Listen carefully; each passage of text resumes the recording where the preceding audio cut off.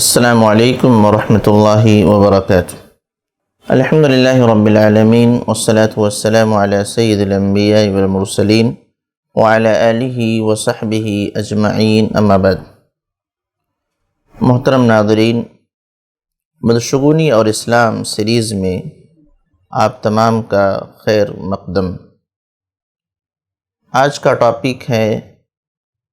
آخری بدھ کی حقیقت۔ بدشگونی کے حوالے سے سفر کے مہینے میں جو آخری بدھ ہوتا ہے اس کو بھی لوگ منحوس سمجھتے ہیں، برکت سے خالی سمجھتے ہیں۔ لیکن اس سے پہلے میں یہ ذکر کرنا چاہوں گا کہ آخری بدھ کے حوالے سے سماج میں دو قسم کا عقیدہ پایا جاتا ہے، اور کبھی کبھی دونوں گڈمڈ ہو جاتا ہے۔ یہ پتہ نہیں چلتا کہ لوگ اس عقیدے کے اعتبار سے عمل انجام دے رہے ہیں یا اس عقیدے کے اعتبار سے۔ پہلا عقیدہ خوشی اور جشن کا ہے، اور اسے وہ غسل صحت منانا کہتے ہیں، اور اس کے پیچھے عقیدہ یہ ہے کہ نبی کریم صلی اللہ علیہ وسلم سفر کی ابتدائی ایام میں یا 13 تاریخ کو بیمار جب ہوئے تو آخری بدھ کو تھوڑا افاقہ ہوا، آپ نے غسل فرمایا، آپ حشاش بشاش ہوئے اور اچھے اچھے پکوان آپ نے کھائے۔ تو اسی کی یاد میں یا اسی کی اتباع میں جشن کے طور پر لوگ اس دن جلوس نکالتے ہیں، صبح صبح ہری گھاسوں پر چلتے ہیں،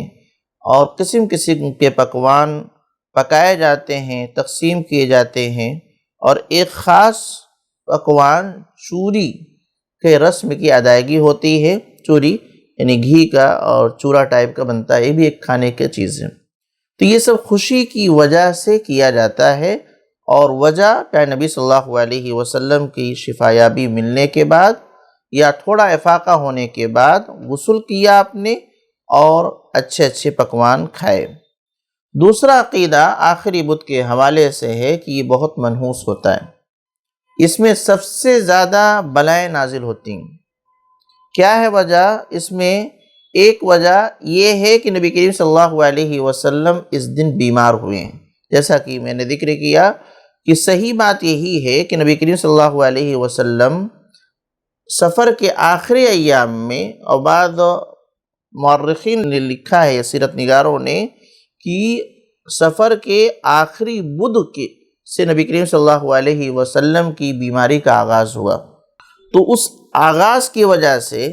لوگوں نے اس بدھ کو ہی منحوس مان لیا۔ اور ایک دوسری وجہ بھی اس کی کہ نبی صلی اللہ علیہ وسلم کی جانب منسوب ایک گڑھی ہوئی روایت ہے، موضوع روایت ہے، کہ عبداللہ ابن عباس اللہ تعالی عنہما سے روایت ہے کہ نبی کریم صلی اللہ علیہ وسلم نے فرمایا، آخر اربعین فی الشہر یوم نحس مستمر، کہ شہر کا مہینے کا آخری بدھ یہ منحوس دن ہے، اور اس میں مسلسل نحوست کا نزول ہوتا ہے۔ یہ موضوع روایت ان دو چیزوں کی بنیاد پر، ایک نبی کریم صلی اللہ علیہ وسلم کی بیماری کے آغاز کا، اور دوسرا یہ کہ اس ایک روایت جو گڑھی ہوئی روایت ہے کہ اللہ کے نبی نے آخری بدھ کو یوم نحس مستمر کہا ہے، لوگوں نے اس کو منحوس ماننا شروع کیا۔ تو یہ دو چیزیں آئیں، ایک خوشی منانے کا اس کا سبب، دوسرا ہے کہ نبی کریم صلی اللہ علیہ وسلم اس دن صحت یاب ہوئے تھے اور آپ نے پکوان کو پکوا کر کے کھایا تھا، جو کہ غلط ہے۔ اور دوسرا یہ کہ اسی دن نبی کریم صلی اللہ علیہ وسلم چونکہ بیمار ہوئے ہیں، لہذا یہ منحوس دن ہے اور برکت سے خالی۔ احتیاطی تدابیر کے طور پر کہ اس آخری بدھ کے نحوست سے کیسے بچا جائے، لوگوں نے دو اعمال کرنا شروع کیا ہے۔ ایک ہے نماز، مخصوص قسم کی ایک نماز ہے کہ آخری بدھ کو چاشت کے وقت 4 رکعت نماز ایک سلام سے پڑھی جاتی ہے، اور اس کا طریقہ یہ ہوگا کہ ہر رکعت میں سورہ فاتحہ کے بعد 70 مرتبہ سورہ الکوثر یعنی انا اعطیناک الکوثر، اور 50 مرتبہ سورہ اخلاص یعنی قل هو اللہ احد، اور ایک مرتبہ معوذتین یعنی قل اعوذ برب الفلق اور قل اعوذ برب الناس پڑھ کر کے یہ چاروں رکعتوں میں ان کو پڑھنا ہے اور پھر سلام پھیرنا ہے۔ سلام پھیرنے کے بعد ایک آیت کریمہ ہے سورہ یوسف کی آیت نمبر 21 ہے، اس کا آخری حصہ واللہ غالب علی امرہ ولکن اکثر الناس لا يعلمون، کہ اللہ ہی تمام معاملات پر غالب ہے اور اکثر لوگ نہیں جانتے۔ اس سورہ یوسف کی 21 نمبر کی آیت کے آخری ٹکڑے کو 360 مرتبہ پڑھنا ہے، اور ایک اس کے بعد 3 مرتبہ ایک خود ساختہ بنائے ہوا درود ہے وہ پڑھنا ہے، اور آخر میں سبحان ربک رب العزت عما یصفون وسلام علی المرسلین والحمد للہ رب العالمین، یعنی سورہ صافات کی آخری یہ 3 آیات پڑھ کر کے ختم کرنا ہے۔ یہ ایک مخصوص قسم کی نماز ہے جس میں ان چیزوں کو پڑھنا ہے، اور خاص طور سے واللہ غالب علی امرہ ولکن اکثر الناس لا يعلمون، یہ آیت کریمہ سلام پھیرنے کے بعد 360 مرتبہ پڑھنا ہے۔ اس 360 اور سال میں 360 یا 365 دن کے اعتبار سے اگر دیکھتے ہیں تو گویا کہ ہر ایک مرتبہ پڑھنا گویا کہ ایک دن سے بلاؤں کا ٹالنے کی نیت ہوا کرتی ہے۔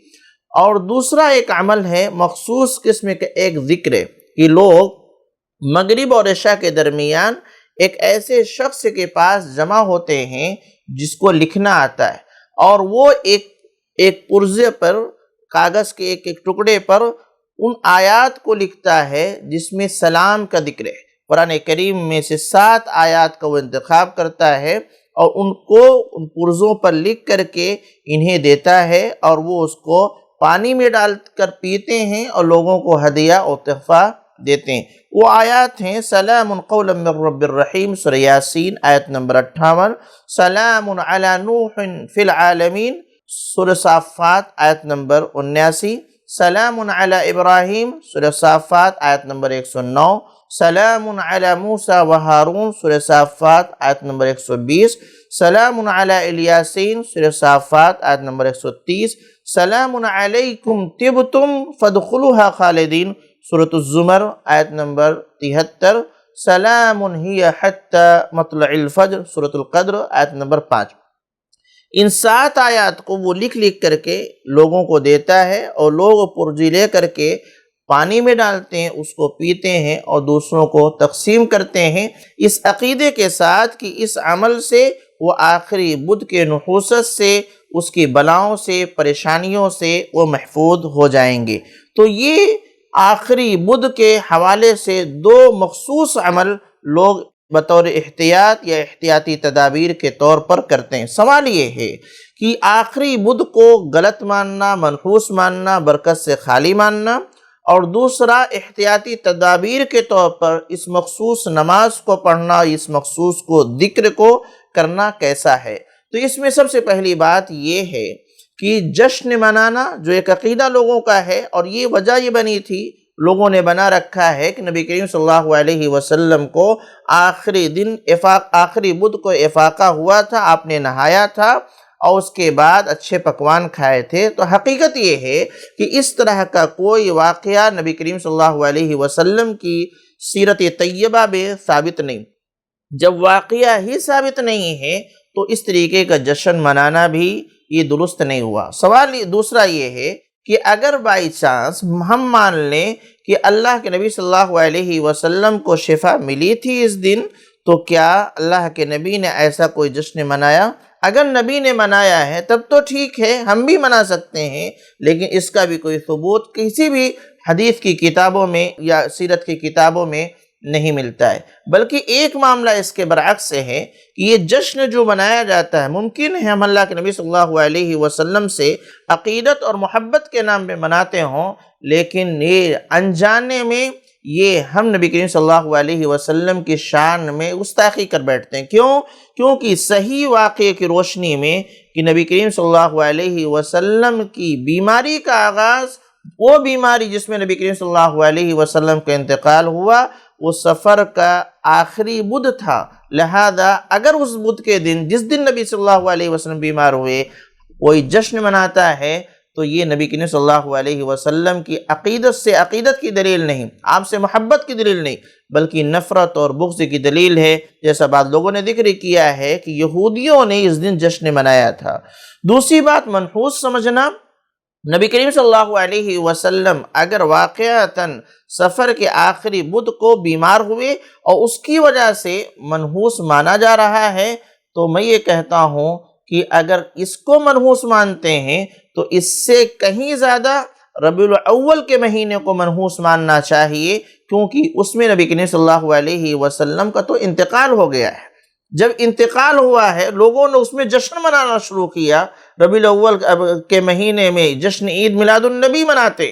اور بیماری کے آغاز جس میں ہوا اس کو منحوس مانتے، یہ عجیب معاملہ ہے۔ لہذا یہ بھی غلط ہے کہ نبی صلی اللہ علیہ وسلم کی بیماری کے آغاز کو نحوست کے نام سے تعبیر کیا جائے اور اس دن کو منحوس مانا جائے، اور صحابہ کرام میں سے کسی نے بھی اس کو منحوس نہیں مانا، تو ہم اور آپ اگر کرتے ہیں تو غلط ہے۔ ممکن ہے آپ کوئی کہہ سکتا ہے کہ نماز پڑھنا کب غلط ہو گیا، یا اسی طریقے سے یہ حلقہ قائم کر کے پرچیوں پر قرآن کی آیات لکھا کر کے اس کو پانی میں ڈال کے پینا یہ غلط کیوں ہے؟ یہ تو قرآن کی آیات ہی تو ہیں، یا وہ تو نماز ہی ہے۔ تو میرے بھائیوں کہنا یہ ہے کہ اگر یہ اعمال نبی کریم صلی اللہ علیہ وسلم سے ثابت ہیں تو کرنے کی اجازت ہوگی، اگر نہیں ثابت ہیں تو نہ صرف یہ کہ اجازت نہیں بلکہ اس سے رکنا ضروری ہے، روکنا ضروری ہے، کیونکہ یہ بدعت ہے، یہ گمراہی ہے۔ نبی کریم صلی اللہ علیہ وسلم